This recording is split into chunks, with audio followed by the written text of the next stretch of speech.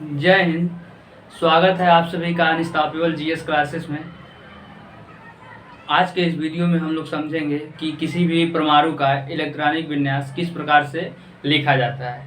इस वीडियो में हम लोग बिल्कुल बेसिक से समझना शुरू करेंगे और इसके बाद एक और मेरा वीडियो आएगा जिसमें आप लोगों को ये बिल्कुल अच्छे से 0 टू एडवांस लेवल तक जिसको कहते हैं, आप लोगों को इलेक्ट्रॉनिक विन्यास लिखने के बारे में बिल्कुल पता हो जाएगा। कहीं भी आप लोग नहीं फंसेंगे इलेक्ट्रॉनिक विन्यास को लिखने में। तो वीडियो को आप लोग ध्यान से देखिएगा और जो चीज़ें समझ में ना आए वो हमसे आप लोग कमेंट में पूछ सकते हैं। तो अब हम लोग बिना देर किए हुए समझते हैं कि ये हम बना रखे हैं एक परमाणु। ये किसी भी तत्व का एक परमाणु है और इसके बीच में यहाँ पे जो प्लस वाला भाग है, इस भाग में इसको नाभिक कहते हैं। जो बीचों बीच वाला भाग होता है वो नाभिक कहलाता है और नाभिक के चारों तरफ परमाणु की कक्षाएं होती हैं जिसमें इलेक्ट्रॉन घूमता रहता है। तो इलेक्ट्रॉन घूमता रहता है। अब चूंकि ये परमाणु इतना बड़ा सा दिख रहा है तो हर जगह इलेक्ट्रॉनों की संख्या एक बराबर तो होगी नहीं, कहीं कम होगी कहीं ज़्यादा होगी। तो उसी कम और ज़्यादा को समझने के लिए वैज्ञानिकों ने अपना दिमाग लगाया और उन्होंने कहा कि परमाणु जो होता है वो कक्षाओं में चक्कर लगाता है और उन कक्षाओं का उनके ऊर्जा के अनुसार, कक्षाओं की अलग अलग अपनी अलग अलग कक्षा की अलग अलग ऊर्जा होती है, उनके अनुसार उन्होंने उनका नामकरण किया और नामकरण करने के बाद बताया कि किसी भी कक्षा में अधिकतम कितने इलेक्ट्रॉन हो सकते हैं। तो इस बात को अब हम लोग समझते हैं कि किसी भी कक्षा में अधिकतम कितना इलेक्ट्रॉन हो सकता है। तो पहले हम लोग नाम दे रहे हैं। ये जो पहली कक्षा हम बना रखे हैं नाभिक के पास, इसको के नाम दिया जाता है और नाभिक के बाद दूसरी जो कक्षा बना रखे हैं इसको यल नाम दिया जाता है और फिर जो तीसरी कक्षा है उसको यम नाम दिया जाता है। इसके बाद जो आएगी कक्षा उसको यन नाम देंगे। इस प्रकार से नाम उसका आगे की ओर बढ़ता हुआ चला जाएगा, अल्फाबेट के सीक्वेंस में बढ़ता हुआ आगे की ओर के एल एम एन इस तरीके से बढ़ता हुआ चला जाएगा। अब चूंकि इलेक्ट्रॉनिक विन्यास लिखना जरूरी क्यों है इस बात को समझते हैं हम लोग। कोई भी तत्व क्या चाहता है कि हम अस्थायित्व को प्राप्त करें। अस्थायित्व को प्राप्त करने का मतलब ये होता है कि जैसे एक पढ़ने वाला लड़का है तो वो ये सोचता है कि 1 साल 2 साल पढ़ लेते हैं और हमको नौकरी मिल जाएगी तो हम अस्थायी हो जाएंगे, अपनी नौकरी करेंगे, आएंगे जाएंगे, फिर पढ़ाई लिखाई बंद करेंगे या फिर और आगे जाना है तो आगे की ओर अपना और ज़्यादा पढ़ाई करेंगे। लेकिन कुछ समय के लिए वो अस्थायी हो जाता है कि चलो अब नौकरी लग गई, अब मुझे कोई दिक्कत नहीं है। उसी प्रकार से ये जो इलेक्ट्रॉन है कक्षाओं में, ये यहाँ का इलेक्ट्रॉन इस कक्षा का इलेक्ट्रॉन इस कक्षा में भागता हुआ चला जाएगा, यहाँ से कभी यहाँ चला जाएगा, यहाँ से फिर कभी यहाँ चला जाएगा, फिर कभी यहाँ चला जाएगा। तो जो इलेक्ट्रॉन ये इधर उधर भाग रहे हैं, ये भागे ना, इसी को समझने के लिए इलेक्ट्रॉनिक विन्यास लिखा जाता है। तो अब जब कब नहीं भागेगा, जब ये क्या हो जाएगा, या तो मान लीजिए कि एक ये घर है, ये एक घर है और इसमें 5 लोग, अधिकतम 5 लोग रह सकते हैं। लेकिन अधिकतम 5 लोग रह सकते हैं, लेकिन इसमें क्या होता है कि मान के चलिए कि इसमें 4 ही लोग अभी हैं। तो एक इधर बाहर से भाग के आएगा 5 रहने के लिए, या फिर जब बाहर से भाग के कोई नहीं आएगा तो हो सकता है कि यही इसमें से एक चला जाए बाहर, ऐसा हो सकता है। लेकिन जब 5 लोग बिल्कुल आ जाएंगे इसमें, इस कमरे में जब 5 लोग आ जाएंगे तो इसको रूम पार्टनर का जरूरत नहीं रहेगा, तलाश तो इसकी खत्म हो जाएगी। जब तलाश खत्म हो जाएगी रूम पार्टनर की तो ये क्या कहेगा कि इस कमरे में अब किसी को आने की जरूरत नहीं है, कमरा भर गया है, अब हम लोग ना तो यहाँ से बाहर जाएंगे ना तो इसमें किसी को आने देंगे। तो जो ये पहली कक्षा है, अब इसमें कितना अधिकतम इलेक्ट्रॉन हो सकता है इसको समझने के लिए हम लोग एक सूत्र लिखते हैं कि किसी भी कक्षा में जो अधिकतम इलेक्ट्रॉनों की संख्या होती है वो 2n² होती है। 2n²। अब n का मान 1 2 3 4 5 6 7 8 9 10 कुछ भी आप रख सकते हैं। तो जब पहले कक्षा के लिए n का मान हम लोग 1 रखेंगे तो पहली कक्षा किसको बोला गया है, k को। K को पहली कक्षा 1 लिख दिए हैं, L को दूसरी कक्षा 2 लिख दिए हैं, M को तीसरी कक्षा 3 लिख दिए हैं। इसी प्रकार N आएगा, उसको चौथी कक्षा 4 लिख देंगे। तो पहली कक्षा के लिए N का मान 1 होगा। तो पहली कक्षा K है, K के लिए N का मान कितना हो जाएगा? 1। जब हम लोग इस सूत्र में रखेंगे अधिकतम इलेक्ट्रॉनों की संख्या 2n² होती है, तो यहाँ पे जब 2n², अब 2 गुणे n का मान 1 रख दिए और उसका स्क्वायर कर दिए तो कितना आएगा? 2। इसी प्रकार से L यानी दूसरी कक्षा, L के लिए n का मान कितना होगा? 2 होगा।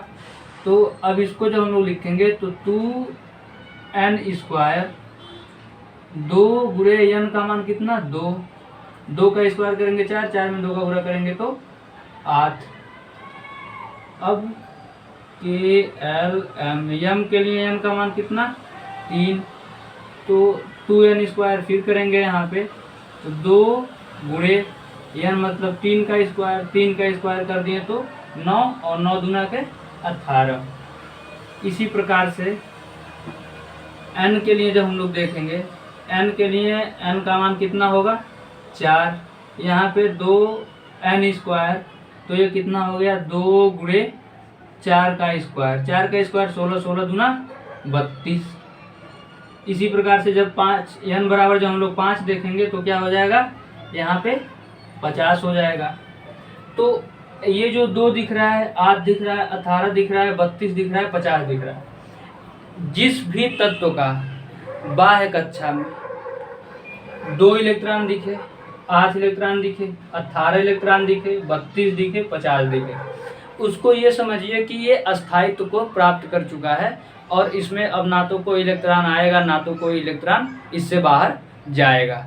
तो अस्थायी कक्षा का इलेक्ट्रॉनिक मतलब जो अस्थायी कक्षा होती है उसमें इलेक्ट्रॉनों की संख्या कितनी होती है? या तो 2 होगी, या तो 8 होगी, या तो 18 होगी, या तो 32 होगी, या तो 50 होगी। इसी प्रकार से n का मान जो हम लोग रखेंगे जितना, उतना आता हुआ चला जाएगा।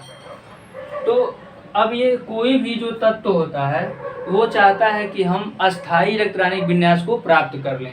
अस्थायी इलेक्ट्रॉनिक विन्यास प्राप्त करने के लिए ये आवश्यक है कि उसके बाहरी कक्षा में 2 इलेक्ट्रॉन हो, 8 हो, 18 हो, 32 हो या फिर 50 हो। इस प्रकार से होता है।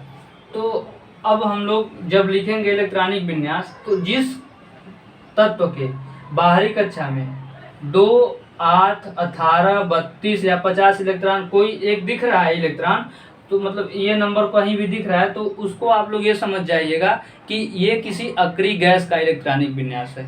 जितने भी अक्रिय गैस होते हैं उनकी बाह्य कक्षा पूर्ण रूप से भरी होती है और वो अस्थायित्व को प्राप्त कर चुके रहते हैं। तो अब हम लोग पहले इलेक्ट्रॉनिक विन्यास लिखना शुरू करते हैं। सबसे पहले लिखते हैं हम लोग हाइड्रोजन का इलेक्ट्रॉनिक विन्यास। तो हाइड्रोजन का परमाणु क्रमांक 1 होता है। इलेक्ट्रॉनिक विन्यास मतलब उस तत्व के परमाणु में कितने इलेक्ट्रॉन हैं उसी का एक अरेंजमेंट होता है, व्यवस्थित क्रम में लिख देना ही इलेक्ट्रॉनिक विन्यास कहलाता है। मतलब किसी भी तत्व में उपस्थित इलेक्ट्रॉनों की संख्या को उनके ऊर्जा के अनुसार, कक्षाओं के ऊर्जा के अनुसार क्रमबद्ध कर देना ही इलेक्ट्रॉनिक विन्यास कहलाता है। तो अब हाइड्रोजन का परमाणु क्रमांक 1 है, इसमें 1 ही इलेक्ट्रॉन होगा। अब जब इसका हम लोग इलेक्ट्रॉनिक विन्यास लिखेंगे तो क्या लिख देंगे? 1। मार्कर नहीं चल रहा है, क्या लिख देंगे? 1। इसी प्रकार से हीलियम का जब हम लोग लिखेंगे तो हीलियम का 2 होता है परमाणु क्रमांक, मतलब इलेक्ट्रॉनों की संख्या भी इसमें 2 है, तो इसको हम लोग लिख दिए 2।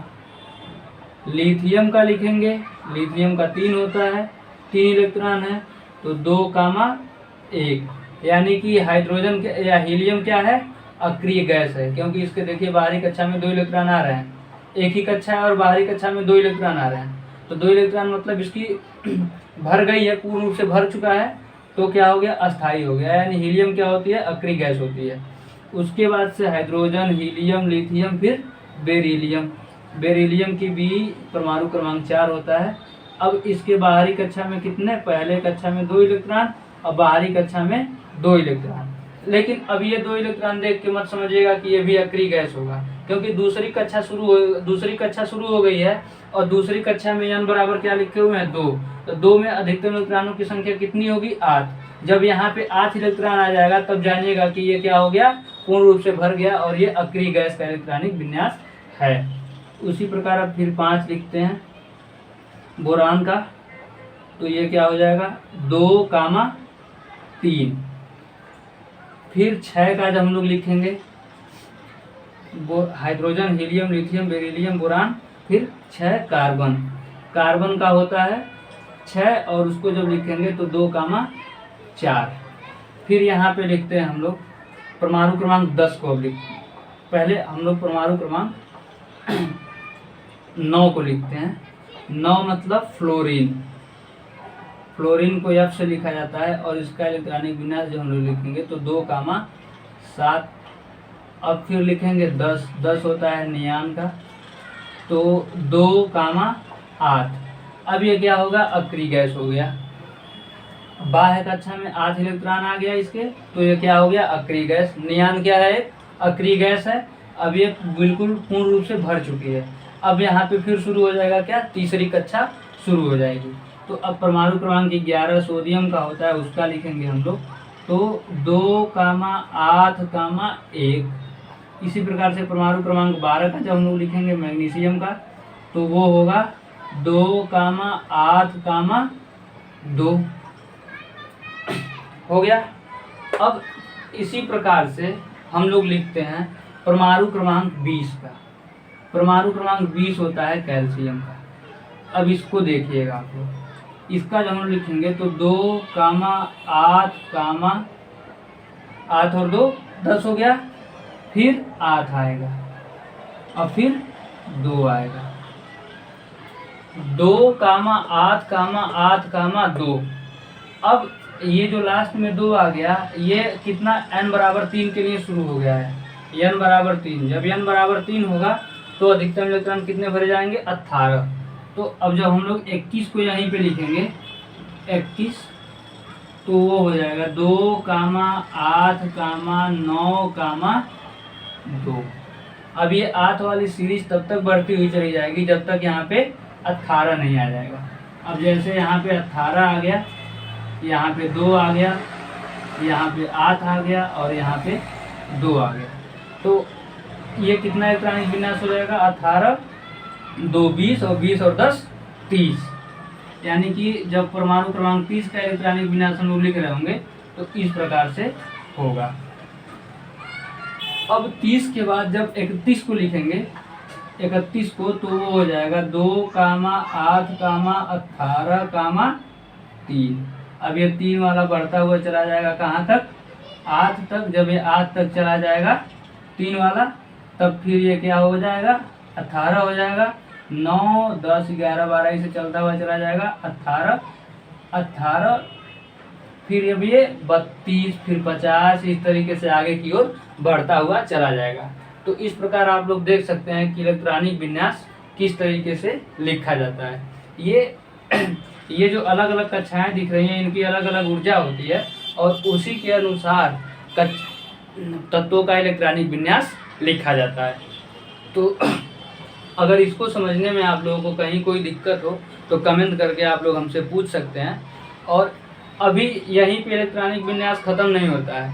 अब इसके बाद से हम बताएंगे आप लोगों को जो एक एडवांस लेवल पे लिखी जाती है, SPDF के अनुसार जो इलेक्ट्रॉनिक विन्यास लिखी जाती है, जिसको अफबाहू पाउली अपवर्जन नियम के अनुसार, अफबाहू और हुंद के नियम के अनुसार इलेक्ट्रॉनिक विन्यास लिखना हम आपको बताएंगे अगले वीडियो में। तब जाके आप लोगों को बिल्कुल अच्छे से समझ में आ जाएगा कि इलेक्ट्रॉनिक विन्यास किस प्रकार से लिखा जाता है और अलग अलग कक्षाओं की ऊर्जा को कैसे डिसाइड किया जाता है। तो अब मिलेंगे अगले वीडियो में। वीडियो आप लोगों को अच्छा लगे तो चैनल को लाइक कीजिए, शेयर कीजिए और सब्सक्राइब कीजिए। जय हिंद।